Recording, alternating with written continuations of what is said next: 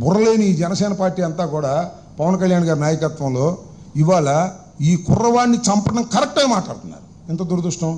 నాగరాజు వైపున కూర్చొని మాట్లాడుతున్నారు. సిఐ నాగరాజు తరపున మాట్లాడుతున్నారు.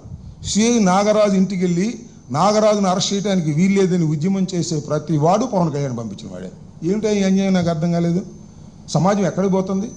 ఒక లాకప్లో ఒక వ్యక్తిని దారుణంగా చంపి సాక్ష్యాధారాలు లేకోకుండా చేసినటువంటి పోలీస్ వారిని నువ్వు సపోర్ట్ చేస్తున్నావంటే అసలు బుర్ర ఉందా బుర్ర లేదా నాకు అర్థం కాల. అదేమంటే మైక్ ముందు చాలా గొప్ప గొప్ప ఉపన్యాసాలు చెప్పేటటువంటి కార్యక్రమం చేస్తున్నారు. ఇది చాలా దారుణమైనటువంటి అంశం. నేను మరోసారి చెప్తున్నాను, ఇది చాలా కీలక పరిణామం. కృష్ణలంకలో సీసీ ఫుటేజ్ మాయమవటం పట్ల ఆందోళన చెందవలసిన అవసరం ఉన్నది. పోలీస్ డిపార్ట్మెంట్ వారికి సహకరిస్తున్నది. పోలీస్ డిపార్ట్మెంట్ సహకరించడంతో పాటు నేరస్తుల్ని కాపాడే కార్యక్రమంలో ఉండబట్టే ఈ సీసీ ఫుటేజ్ మాయమైపోయింది. మీకు ఒక విషయం చెప్తా ఇక్కడ.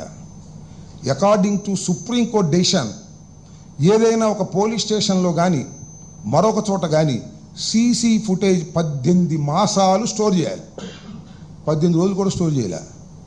హోంమంత్రి గారు ఏమన్నారు తెలిసి మధ్యన, రాష్ట్రంలో 70,000 సీసీ కెమెరాలు ఉన్నాయి, ఎక్కడ నేరం జరిగినా టక్కన తీసేస్తా ఉన్నారు. ఎవరు? హోంమంత్రి గారు. పోలీస్ స్టేషన్లో లేవు. రోడ్డు మీద సంగతి ఏమిటి ఎరుగు? పోలీస్ స్టేషన్లోనే సీసీ ఫుటేజ్ మాయం చేశారు. ఏంటిది? ఏమండి హోంమంత్రి గారు, మీ వల్ల కాదులే. పవన్ కళ్యాణ్ గారికి ఇవ్వండి, సీసీ కెమెరాలు తెప్పిస్తాడు. పవన్ కళ్యాణ్ గారికి హోమ్ ఇస్తే సీసీ కెమెరాలు తెప్పిస్తాడు. పాపం అనిత గారి వల్ల ఈ సీసీ కెమెరాలు మాయమైపోతాయి. నేరస్తులేమో పారిపోతుంటారు, నేరస్తులనేమో కాపాడుతూ ఉంటారు, పోలీస్ డిపార్ట్మెంట్లో ఉన్న నేరస్తులనేమో రక్షిస్తూ ఉంటారు, సీసీ ఫుటేజ్లు పోతూ ఉంటాయి. అందువల్ల డిప్యూటీ సీఎం పవన్ కళ్యాణ్ గారు హోంశాఖ ఇస్తే ఇవన్నీ సెట్ అవుతాయి. అది ఆలోచించండి. ఏమిటి అన్యాయం నాకు అర్థం కాల. హోంమంత్రి గారు అద్భుతమైనటువంటి ఉపన్యాసాలు చెబుతున్నారు మైకి ముందు. బ్రహ్మాండమైన సీసీ కెమెరాలు, సీసీ ఫుటేజ్లు ఉన్నాయి ఈ రాష్ట్రంలో. నేరం జరిగితే 5 నిమిషాలు పట్టుకుంటా ఉన్నారు. చివరికి పోలీస్ స్టేషన్లోనే దిక్కుమొక్కు లేదు. ఇంత దారుణమైనటువంటి సంఘటన బహుశా ఎక్కడ జరగదని కూడా ఈ సందర్భంగా నేను చెప్తున్నాను. అంత మేకప్ చేసే కార్యక్రమంలో ఉన్నారు. ఈ కేసు అంతా కూడా కొలాప్స్ అయిపోయింది. కేవలం ఊరిని తూతూ మంత్రంగా ఆ తల్లిదండ్రుల్ని, ఆ తల్లిని లేదా వారి కుటుంబాన్ని ఏదో కంటి తుడుపు చర్య చేయాలనే ఉద్దేశంతో సిట్టు వేసి వాళ్ళ చేత విచారణ జరిపి నేరస్తులు ఎస్కేప్ అయ్యే విధంగా అతి బలహీనంగా కేసు రిజిస్టర్ చేశారు. అతి బలహీనంగా విచారణ జరుగుతుంది. అతి బలహీనంగా ఛార్జ్షీట్ వేస్తారు.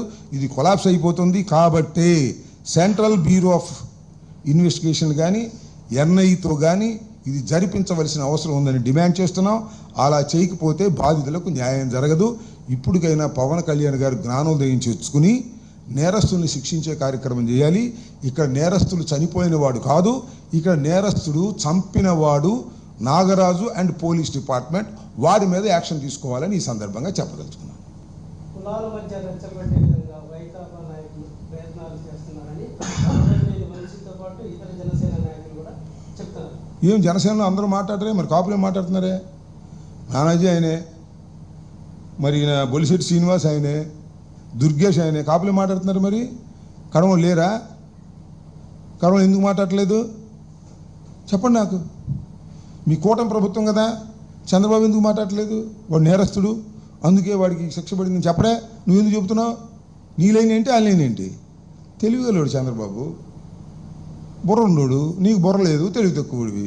అందుకని నేరస్తుని బుధాన్ని వేసుకుంటున్నావు. చంద్రబాబు మాత్రం ఆ విజయలక్ష్మి గారిని పిలిచి ఓదార్చి, అమ్మ నీకు న్యాయం చేస్తాను, ధర్మం చేస్తాను, నేరస్తులందరూ శిక్షింపజేస్తాను అని మాయ మాటలు చెప్పాడు. నువ్వు మాయ మాటలు కూడా చెప్పలేవు, దొంగ మాటలు చెబుతున్నావు. ఏంటిది నాకు అర్థం కాలే. నేరస్తులు ఏ కులం వారైనా శిక్షించవలసిందే అంటే నేరస్తులు ఏ కులం వారైనా చంపేయాల్సిందేనా? ఏంటిది? బుర్ర తక్కువ మాటలు మాట్లాడి అనవసరమైన గందరగోళాన్ని సృష్టించి చివరికి అపాస్పాలయ్యే పరిస్థితికి వాళ్ళ జనసేన పార్టీ వచ్చింది. పవన్ కళ్యాణ్ గారు కాకినాడ వెళ్ళి మీటింగ్ చెప్పే వరకు వాళ్ళని రెచ్చగొట్టేంతవరకు ఇళ్లలో పడుకున్నారు జనసేన వాళ్ళు. ఇప్పుడు వచ్చి కళ్ళు తాగిన కోతుల్లాగా చిందులేస్తున్నారు. కళ్ళు తాగిన కోతులే వీళ్ళందరూ చిందులేస్తున్నారు. 20వ తారీఖున పవన్ కళ్యాణ్ గారు వెళ్ళి మాట్లాడరా మీరెవరు, నేనే మాట్లాడాలా అని వాళ్ళు గద్దించాడు. అదే మన పవన్ కళ్యాణ్ గారు తిడుతున్నారా, మనం ఇక చిందేయాలని చిందులేస్తున్నారు. నోటికి ఇష్టం వచ్చేట్టు మాట్లాడుతున్నారు. ఏం మాట్లాడుతున్నారు? మీ పరువు పోగొట్టుకుంటున్నారు. అసభ్యకరమైనటువంటి భాష మాట్లాడి మీ పరువు పోగొట్టుకుంటున్నారు.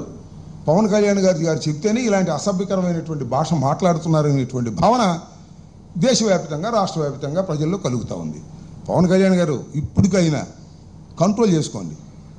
ఆ కళ్ళు దాగిన కోతుల్లాగా ఇష్టం వచ్చినట్టుగా మాట్లాడుతున్నటువంటి మీ జనసేన నాయకులకి కాస్త బుద్ధి చెప్పండి, లేకపోతే మీరు కూడా కళ్ళు దాగి డాడీ చేయండి. అంతకని చేసేది ఏముంది? దుర్మార్గంగా మాట్లాడుతూ ఉన్నారు. మాకేంటి చెప్పండి? మాకేమన్నా ఆయన గాదే సాయికృష్ణ మా పార్టీనా? మీ పార్టీ కదా. మీ పార్టీ కూడా చచ్చిపోతే మేము పలకరిస్తే ఏంటి మీ సుపనేతనో నాకు అర్థం కాలేదు. డ్యాన్స్ చేస్తున్నారు కళ్ళు దాగిన కోతుల్లాగా. తప్పిది. ధర్మం ధర్మంగా ఉండాలి, న్యాయం న్యాయంగా ఉండాలి. పోలీస్ స్టేషన్లో దారుణమైన హత్యలు జరుగుతూ ఉంటే వాటిని సపోర్ట్ చేసేటటువంటి అప్రజాస్వామికమైన పద్ధతుల్లో మీ పార్టీ దిగజారిపోవటం క్షమించరు ప్రజలు, మేధావులు అనేది కూడా గుర్తుపెట్టుకోండి.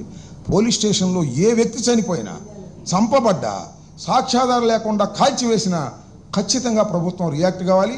ముఖ్యంగా జనసేన పార్టీ రియాక్ట్ కావాలి. రియాక్ట్ కాకపోతే కాపోయింది. పోలీస్ స్టేషన్కి, హత్యాకాండకి, నాగరాజుకి సపోర్ట్ ఎందుకు చేస్తున్నారు నాకు అర్థం కాలా. జనసేన నాయకులు అక్కడ కూర్చొని జిందాబాద్ కొడుతున్నారు. నాగరాజు జిందాబాద్, నాగరాజుని అరెస్ట్ చేయడానికి ఇల్లేదని. ఏంటిది? ఎక్కడ పోతున్నారు మీరు? కొద్దిగా ఆలోచించుకోండి, ఆలోచించుకుని మాట్లాడండి. లేకపోతే చంద్రబాబుని సలహా అడగండి, చెప్తాడు తెలివిగల సలహా. బుర్ర తక్కువ మాటలు మాట్లాడుకొని నాశనం చేసుకుంటున్నారు. ఇది సరైనది కాదు, సభ్యత కాదు, తెలుసుకోమని కోరుతా ఉన్నాను.